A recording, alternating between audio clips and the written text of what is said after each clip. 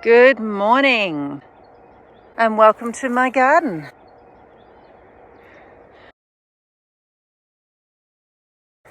This morning I'm going to start cleaning up the south side of the garden. I have spent several sessions cleaning up the north side, and then I've been distracted by my grevillea garden and repotting things and rebuilding a rock wall out the front. Now I'm finally allowing myself to move over to this side. So this south wedge garden, I have flowers planted along here, a capsicum plant that just keeps going. Clearly has a deficiency of some sort. I've regularly been giving it worm tea with sea salt and some other nutrients in it, and it keeps flowering and it keeps producing fruit. I will have to investigate what the actual cause of this deficiency is, because the plant wants to produce fruit, but it hasn't got what it needs. My carrots, wowzers, my carrots have been productive. I love growing homegrown carrots. It is so rewarding to come down and pick them on a regular basis. I'm leaving this big one as a seed carrot. So long as I don't water it, it should be fine, it won't rot, and I should be able to harvest the seeds. It has this beautiful seed stem that comes out and spreads out. I don't know if you know Queen Anne's lace, but it has a flower seed very similar, and the bees and insects just love it. Besides that, I'll eventually get seeds from it.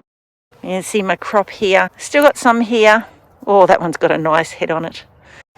And these peas, I think I have my first pea. Oh, that's exciting. I'll be able to pick peas. Maybe not today, I'll let them get a little bit fuller. And it looks like this trellis needs another ring because they're still going up. So my job today will be to clean this bed. Alrighty, we are all cleaned up. This is the south wedge garden, and you can see some lovely peas all cleaned around. These two volunteer tomatoes are looking very strong. I'd really like to get a new trellis to put them on, but I currently don't have a spare one. These tomatoes are growing very upright now. According to a recent conversation I had, that means they're probably not cherry tomatoes. I'd be happy with that. Got lots of cherry tomatoes on the property, thank you. I'd like to try something different. I've got a lot of spare space here. In companion gardening, in crop rotation, after carrots comes your alliums, your onions. So I've already got some spring onions over here. I do want lots of onions because I'm very excited about and making pickles. So I will be seeking to grow lots of onions here. That'll be tricky because if I water the carrots, they're likely to rot. But I'm going to need to water the onions while they're young. So I might end up picking these carrots. I mean, it's not that they're too early. You've got some good sized heads there. I want to keep that one for seed. So that one I'm going to choose not to pick. That's quite a big carrot. And these others, they're a good size, so I could pick them now, but I really value the freshness that comes from homegrown vegetables because I pick it and then I eat it. There's no delay, and I consider that very valuable.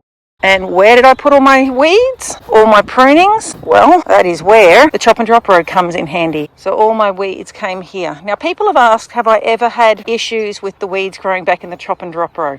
No, I have not.